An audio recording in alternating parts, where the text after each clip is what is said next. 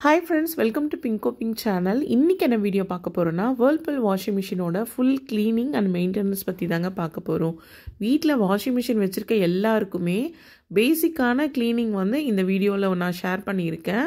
Whirlpool washing machine வச்சுருக்கவங்க இந்த மாடலுக்கு வந்து எந்த இடத்துலலாம் அதிகமாக அழுக்கு சேரும் அப்படிங்கிறதையும் நான் வந்து வீடியோவில் ஃபுல்லாக சொல்லியிருக்கேங்க. ஸோ வீடியோவை ஸ்கிப் பண்ணாமல் கடைசி வரைக்கும் பாருங்கள், உங்களுக்கு ரொம்பவே யூஸ்ஃபுல்லாக இருக்கும்.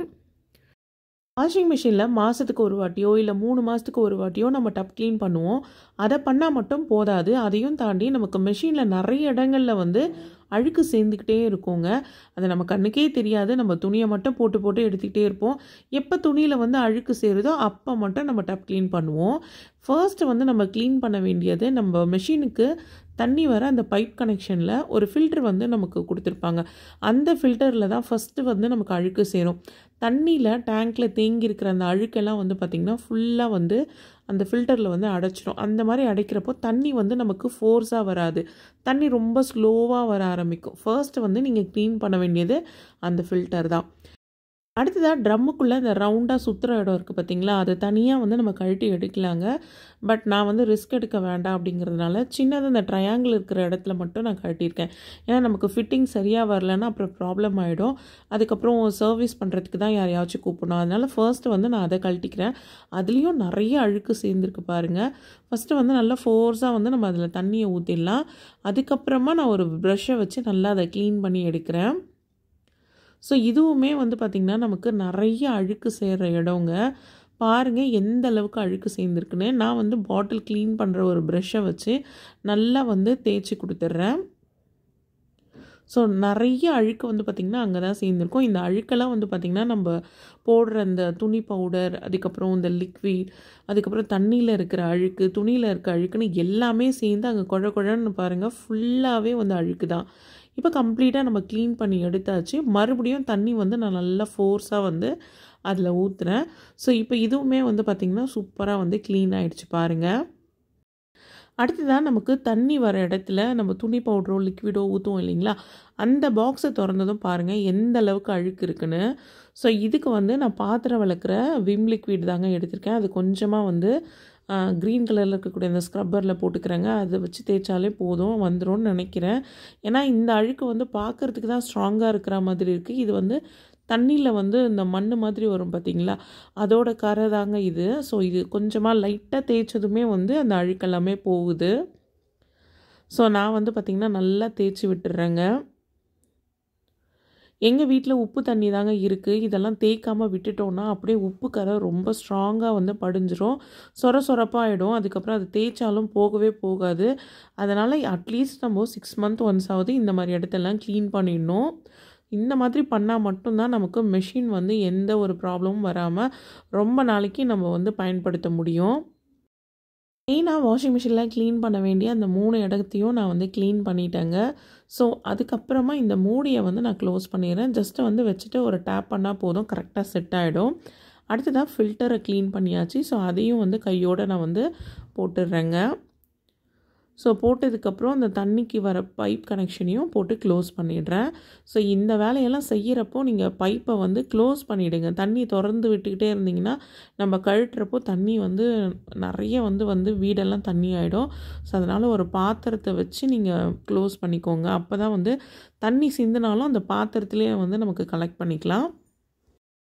அடுத்ததாக நமக்கு அழுக்கு செய்கிற இடம் வந்து இந்த ட்ரம்மோட ஓரங்களில் தான் நமக்கு சேரும். அந்த இடத்துல நமக்கு க்ளீன் பண்ணுறது கொஞ்சம் கஷ்டமாக தாங்க இருக்கும். ஆனால் நான் வந்து ஒரு பக்கம் ட்ரம்மை இழுத்து பிடிச்சிக்கிட்டு ஒரு கையால், இன்னொரு கையில் வந்து பார்த்திங்கன்னா துடைப்பேன். ஸோ இன்னும் வந்து டீப்பாக துடைக்கணும் அப்படின்னா மிஷினில் வந்து நமக்கு தண்ணியை வந்து ஃபில் பண்ணதுக்கப்புறம் ட்ரம்மு வந்து கொஞ்சம் உள்ளே வந்து இறங்கும். ஸோ வெயிட்டுக்கு உள்ளே இறங்கும். அப்போ வந்து நமக்கு இன்னுமே நல்லா ஈஸியாக இருக்கும் க்ளீன் பண்ண. ஸோ அப்போ தான் வந்து இன்னும் கொஞ்சம் தள்ளி அடுத்த லேயருக்கு உள்ளே இருக்கிறதெல்லாம் நம்மளால் வந்து க்ளீன் பண்ண முடியும்.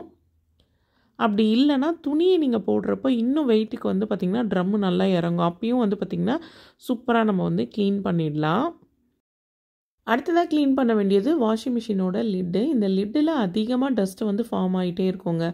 அதனால் இதை கண்டிப்பாக வாரத்துக்கு ஒரு வாட்டியாவது க்ளீன் பண்ணிடணும். நான் வந்து 2 நாளைக்கு ஒரு வாட்டி இதை க்ளீன் பண்ணிகிட்டே இருப்பேங்க. ஏன்னா துணி எப்போல்லாம் போட வரணும் அப்போல்லாம் நான் இதை க்ளீன் பண்ணிவிடுவேன். நான் வந்து மெஷினுக்கு வந்து கவர் எதுவுமே போடலை, அப்படியே ஓப்பன்லேயே தான் வச்சுருக்கேன். அதனால் அதிகமாக வந்து டஸ்ட்டு வந்து ஃபார்ம் ஆகிட்டே இருக்குங்க. அதனால் நான் 2 days ஒன்ஸ் நான் க்ளீன் பண்ணுறேன். நீங்கள் கவர் போட்டிருக்கீங்கன்னா மந்த்லி ஒன்ஸ் கண்டிப்பாக வந்து இதை வந்து க்ளீன் பண்ணி மெயின்டைன் பண்ணிக்கலாம். அதே போல் இந்த லிட்டை ஓப்பன் பண்ணதும் அதோட கேப் இருக்கும் பாருங்கள், அந்த இடத்துலையும் வந்து நிறைய அழுக்கு வந்து படிஞ்சிருக்கும். அதையும் க்ளீன் பண்ணிவிடுங்க. இந்த லிட்டோட உள்பகுதியில் வந்து தண்ணி தெரித்து அங்கேயும் வந்து பார்த்திங்கன்னா அழுக்கு வந்து சேர்ந்துருக்கும். அதையும் வந்து நான் க்ளீனாக தொடச்சிக்கிறேன். க்ளீன் பண்ணுறதுக்கு நான் வந்து க்ளீனிங் டிஷ்யூ தாங்க யூஸ் பண்ணுறேன், வெட் டிஷ்யூ. அது வந்து எனக்கு ரொம்பவே யூஸ்ஃபுல்லாக இருக்குது க்ளீன் பண்ணுறதுக்கு. அப்படி இல்லை உங்கள்கிட்ட டிஷ்யூ இல்லைன்னா இந்த வினிகர் சொல்யூஷன் இருக்குது பார்த்தீங்களா, தண்ணி, வினிகர், அதுக்கப்புறம் க்ளீனிங் சொல்யூஷன், இது எல்லாத்தையும் போட்டு நம்ம மிக்ஸ் பண்ணி வீட்டிலே டிஐஒய் லிக்விட் ரெடி பண்ணுவோம் இல்லைங்களா, அதை ஸ்ப்ரே பண்ணி கூட நீங்கள் துடைச்சிக்கலாம்.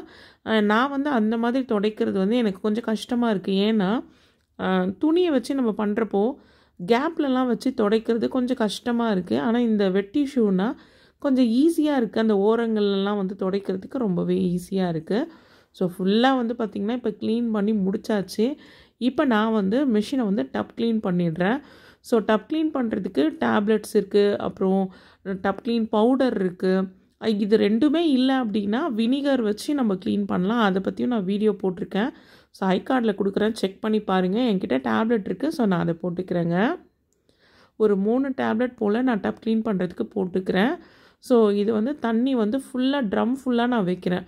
ஸோ ட்ரம் ஃபுல்லாக வச்சா மட்டும்தான் நமக்கு சூப்பராக வந்து க்ளீனாகி வரும்.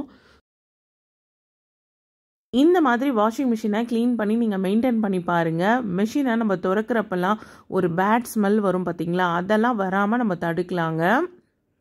இந்த வீடியோ இதோட முடியுது ஃப்ரெண்ட்ஸ். இந்த வீடியோ உங்கள் எல்லாருக்குமே பிடிச்சிருக்கோன்னு நினைக்கிறேன். வீடியோ பிடிச்சிருந்தா வீடியோக்கு ஒரு லைக் கொடுங்க. நீங்கள் இப்போ தான் ஃபர்ஸ்ட் டைம் என் சேனலுக்கு வந்திருக்கீங்கன்னா மறக்காமல் பிங்கோ பிங்க் சேனலை சப்ஸ்கிரைப் பண்ணுங்கள். அப்படியே பக்கத்தில் இருக்க பெல் ஐக்கானையும் கிளிக் பண்ணி அதில் ஆல்னு ஒரு ஆப்ஷன் இருக்கும், அதையும் மறக்காமல் கிளிக் பண்ணுங்கள். நெக்ஸ்ட் வீடியோவில் பார்க்கலாம் ஃப்ரெண்ட்ஸ்.